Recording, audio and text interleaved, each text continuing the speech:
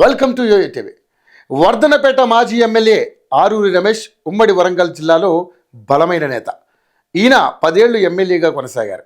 రమేష్ 2009 ఎన్నికల్లో ప్రజారాజ్యం అభ్యర్థిగా స్టేషన్ గన్పూర్లో పోటీ చేసి ఓడిపోయారు. తెలంగాణ ఏర్పడ్డాక బీఆర్ఎస్ నుంచి వర్ధనపేటలో పోటీ చేసి గెలిచారు.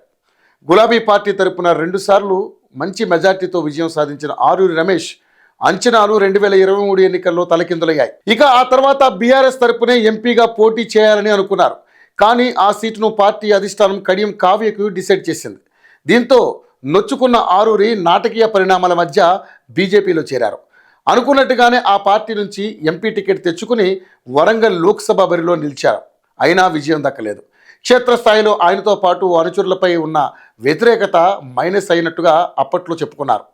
ఆ తర్వాత కూడా కొంతకాలం బీజేపీ జిల్లా నేతల కార్యకర్తలతో టచ్లోనే ఉన్నారు మాజీ ఎమ్మెల్యే.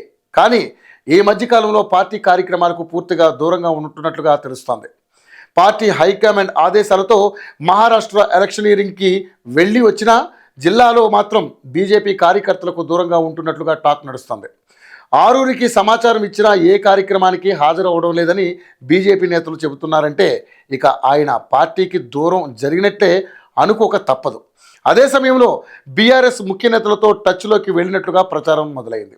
హరీష్ రావుతో అనుబంధం ఉందని, ఆలింగ్స్తోనే కేటీఆర్ను కూడా కలిసి మాట్లాడారని చెప్పుకుంటున్నారు. కేటీఆర్ కూడా ఓకే అన్న కేసీఆర్ హోల్డ్లో పెట్టారని, వేచి చూద్దాం, సమయం వచ్చినప్పుడు నిర్ణయం తీసుకుందామని చెప్పడంతో ఆ ఉద్దేశంతోనే ఆరూరి బీజేపీకి దూరం జరిగి ఉండవచ్చని అనుకుంటున్నారు. మొత్తంగా ఆరూరి రమేష్ యూటర్న్ ఖాయమని, స్థానిక సంస్థల ఎన్నికల టైంకి ఆయన తిరిగి గులాబీ కండువా కప్పుకోవచ్చని ప్రచారం జరుగుతోంది. వర్ధనపేట నియోజకవర్గంలో ఇంతవరకు బీఆర్ఎస్ నేతలెవరూ ఆయన స్థానాన్ని భర్తీ చేయలేకపోవడంతో ఇక పెద్దగా అడ్డంకులేవి ఉండకపోవచ్చునని అనుకుంటున్నారు.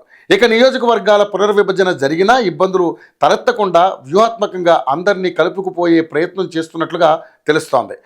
బయట ఎంత చర్చ జరుగుతున్నా ఆరూరి వైపు నుంచి మాత్రం ఇంకా క్లారిటీ లేదు. అయితే బీజేపీలో చేరే సమయంలో చేసినంత రచ్చ చేయకుండా సైలెంట్గా సమయం చూసుకుని కారు ఎక్కుతారని కూడా కొంతమంది అంటున్నారు. చూడాలి మరి నిజంగానే ఆరూరి కారు ఎక్కుతారా లేదా అనేది.